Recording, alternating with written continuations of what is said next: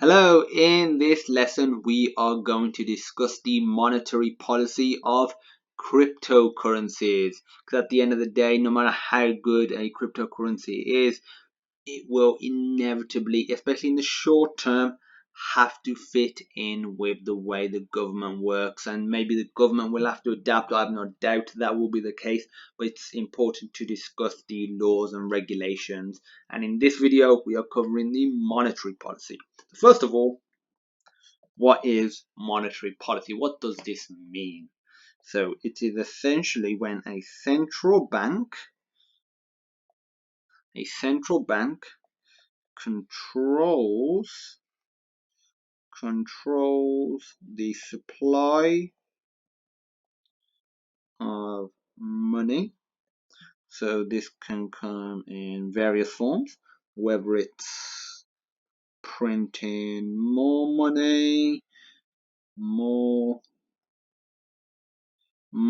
it could be something as simple as switching. So in the case of banknotes, switching notes or coins for an updated version, which is what they've done in the UK recently. They've updated the £1 coin. We're in November 2017 as of creating this video. They've recently swapped the £1 coin for a new coin. Instead of it being fully rounded, it has edges now. It's still pretty rounded, but it is a new coin. They swapped out the £5 note for a new one, and they recently just swapped out the £10 note as well. They'll probably do it with the 20 and the 50 as well. So the new notes, they are waterproof compared to the older notes. So it could be various reasons why they're swapping them out. Maybe they're swapping them because they want to put somebody else's face on there. Maybe they're implementing more security measures into the actual currency. A lot of the case that is the case. So controlling the supply of money. So that's what a central bank can do, and they can also partially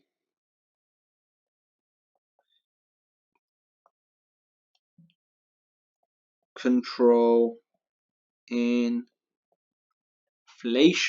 and this can be done to ensure stability and trust in a currency. So I did say partially control. You might come across some economists that'll say they can fully control inflation, but at the end of the day, that's not the case, because there will be certain factors, whether man-made or natural, that can and do occur that can make the currency inflate or deflate.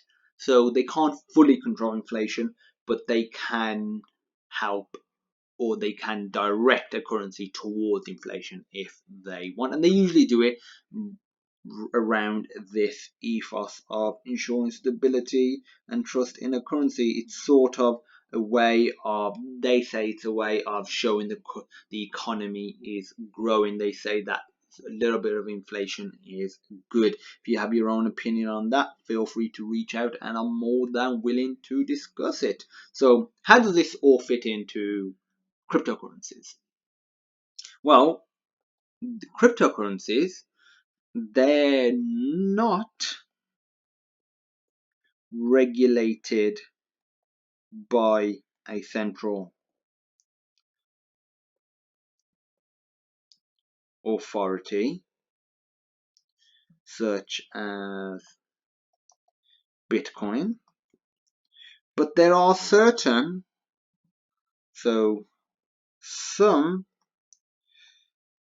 crypto is controlled more by a central authority, or some, like I believe it's Dash, is controlled by a voting system. So for that reason, it might not be controlled. It will depend on what currency you're talking about. So when we're talking about the monetary policy in this video, we're talking as a generic term for cryptocurrencies as a whole, and a lot about Bitcoin, because at the end of the day, that is the biggest one. Who ensures and guarantees stability? At the end of the day, in a conventional system, whether you think it's fair or whether you think it even works, the government ensures stability through inflation or other means. But who ensures it in a decentralized, distributed system if something were to go wrong? And especially if only one country were to implement a particular currency. Because it'd be one thing if the entire world implemented, let's say, Bitcoin. Then if that's the only currency, then the whole thing about stability and ensuring that really isn't a thing, because everyone's using the same thing. But stability is an issue because, like, I'm in the UK, and the UK uses the Great British Pound. In the United States, they use the United States dollar. In Canada, they use Canadian dollar. In many places in Asia, they use rupees. They use yen. In China, so for that reason, they need to ensure stability. But if only one country is using cryptocurrency, how do they help ensure it? So that is an issue. And inflation. So we mentioned that a central authority can help control inflation, and they can use that to essentially ensure stability and sort of just growth in the economy. But this isn't controlled by a central authority. Again, I'm not saying that's good or bad, but how does that tie into the monetary policy of today? How will policy makers think about this? With conventional currency, a single person, or not person, a single authority is liable. Even whether or not they're to blame for something happening, that's not the point, but they're liable for handling this. They're liable for making sure it's stable, that it's working. AKA the government, this central bank. So no single one is liable in a cryptocurrency, especially something like Bitcoin. So how does that really tie into all of this? And another thing that we need to think about: who handles lost money?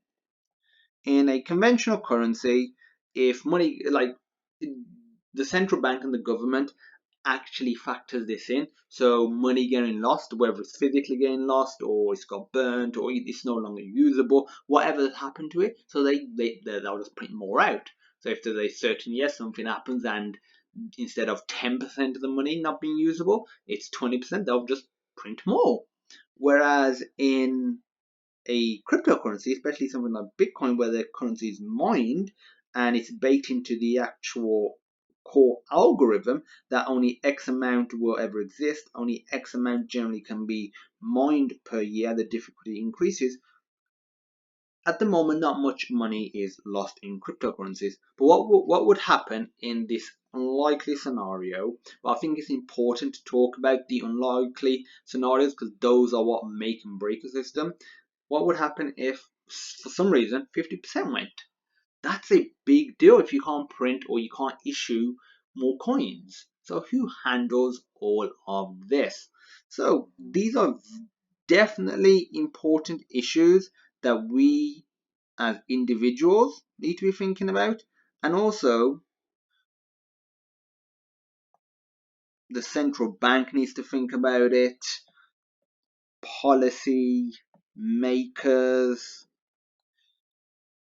politicians need to think about it, the government in general. But at the end of the day, it is becoming more and more difficult to ignore cryptocurrency. So for that reason, we need to fix up.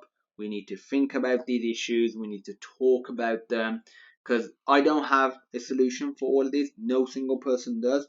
but we need to think about them, because this is not a slight change in the conventional currency system. This isn't going to be like going to the internet. This can be more disruptive than that. So for that reason, we need to make sure we are prepared for when this does become a mass market currency that is adopted and wants to be adopted by a lot of people. And also another thing is, when the next economic crash occurs, which I'm positive will probably happen within the next couple of years. If you look at stuff like the VIX and other indexes and other metrics, we are due for another crash or another reset.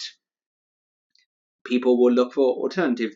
They usually go to gold, but this time they'll go to cryptocurrencies. A lot of people will. So how will the government, from a monetary perspective and a tax and other just law and regulation perspective, handle this? So this has been quite a heavy video, so feel free to go through it again, have a look at what we covered. If there's something that you're not sure about, feel free to reach out. I'll guide you through it. And as usual, thank you for watching, and I look forward to seeing you in my next awesome crypto lesson.